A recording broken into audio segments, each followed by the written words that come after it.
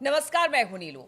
तो ईरान और अमेरिका के बीच तनाव बना हुआ है। बातचीत कल होने वाली है, लेकिन इसी बीच हुती ने तेल अवीव पर मिसाइल दागे हैं और बताया जा रहा है कि एक मिसाइल जो है वो सऊदी अरब पर भी गिरा है। अब इसके पीछे की सच्चाई क्या है, क्या खबर हुतियों के इस हमले के पीछे बताई जा रही, कितना नुकसान तेल अवीव में हुआ है, बातचीत करने के लिए मयंक मेरे साथ जुड़ गए हैं।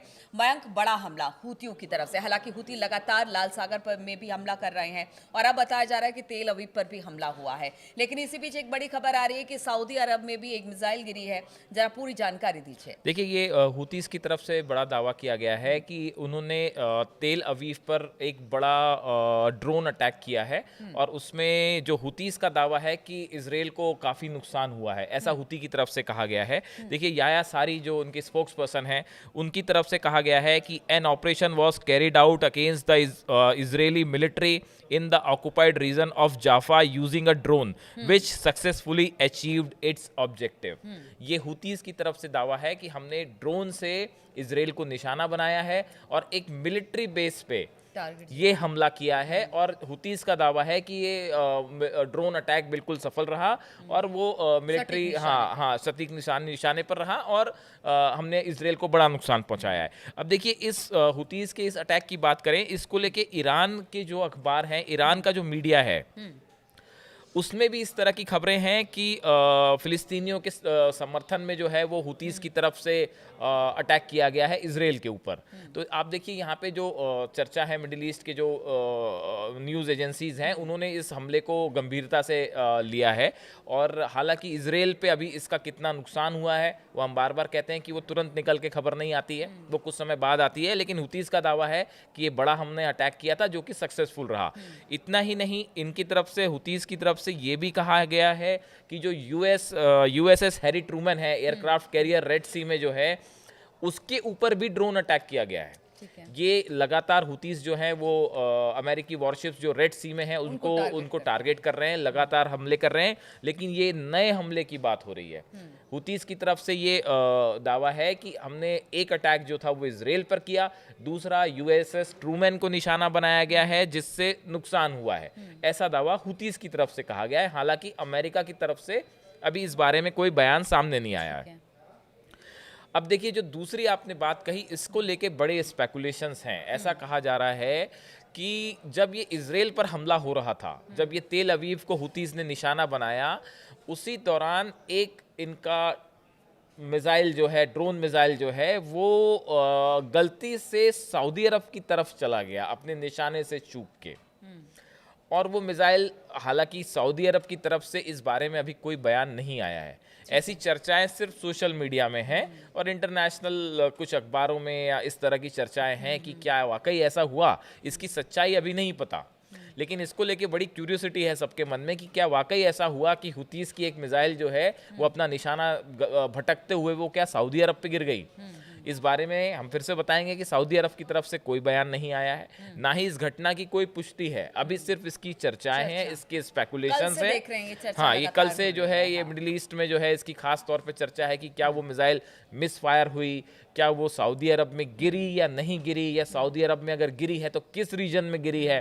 इसको लेके तमाम चर्चाएं हैं जिसमें सोशल मीडिया में आप देख सकते हैं ट्रेंड कर रही है ये खबर की इस तरह से हुआ है। हालांकि देखिए जो हमले हुतीस की तरफ से हो रहे हैं, हुतीस के पास हाइपरसोनिक मिसाइल्स हैं। हमने देखा उन्होंने अपनी, अभी जिस तरह से ईरान ने अपनी मिसाइल सिटी दिखाई थी, वैसे हुतीस ने भी अपना जो है एक बेसमेंट में दिखाया एक वीडियो जिसमें खूब सारी मिसाइल्स दिखाई दे रही हैं। तो हुतीस के पास हाइपरसोनिक मिसाइल्स हैं। ये सब जान रहे हैं कि ईरान जो है वो हुतीस के साथ मजबूती से खड़ा हुआ है और सप्लाई भी हथियारों की हुई है। और ऐसा भी कहा जाता है कि रूस के भी कुछ हथियार जो हैं वो ईरान के रूट से होते हुए हुतीस के पास है। तो हुतीस के पास अपनी एक अच्छी खासी जो है वो ताकत है, क्षमता है। हुती की बात भी कर ली जाए बैंक, चूंकि उनकी तरफ से लगातार अटैक हो रहा है, चाहे लाल सागर हो या फिर अभी इजराइल हो। क्योंकि देखिए हमने हिजबुल्लाह को देखा कि किस तरह से अंदर तक घुसकर जो इजरायली फोर्स थे उन्होंने उनको टारगेट किया। उसके अलावा फिर हमास को भी हमने देखा। लेकिन हुती लगातार हमले कर रही है और उसको रोक पाने में, चाहे वो लाल सागर में हो या फिर इजराइल में हो, थोड़ी सी मुश्किल आ रही है हुती को रोकने में। देखिए उसकी दो वजह। पहली वजह तो उसकी ये है कि हुतीस का जो स्ट्राइक करने का एक तरीका है वो कुछ इस तरह से है जैसे गुरिल्ला वॉर होता है, उस तरह का है कि आपने जो हुतीस की तरफ से क्या होता है कि जो मिसाइल्स फायर होती हैं वो किसी एक लोकेशन से फायर नहीं होती।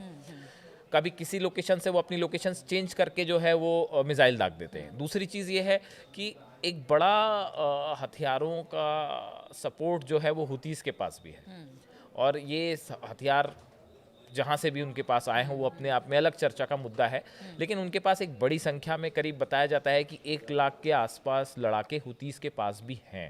उनके द्वारा ये साफ कह दिया गया है कि जब तक फिलिस्तीन के ऊपर फिलिस्तीनियों पर जो है हमले नहीं रुकेंगे, जब तक गाजा पे हमले नहीं रुकेंगे, तब तक हुतीस का ये युद्ध फिलिस्तीनियों के लिए जारी रहेगा। एग्जैक्टली जो उन्होंने कहा है, हुतीस की तरफ से कहा गया है कि Yemen will never surrender to American aggression and will continue its operation against Israel until the regime ends its war and lifts the siege on Gaza.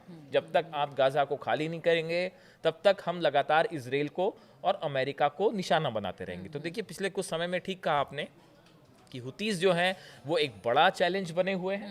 तो ईरान से निपटना तो अभी वो एक अलग मुद्दा है, लेकिन अभी हुतीस से निपटना जो है वो इजराइल के लिए एक बड़ी टेढ़ी खीर साबित हो रहा है। और आने वाले दिनों में देखिए ईरान के साथ कोई न्यूक्लियर डील हो पाती है या नहीं हो पाती है, इस पे ये चीज़ डिपेंड करेगी कि हुतीस का रुख कैसा रहता है।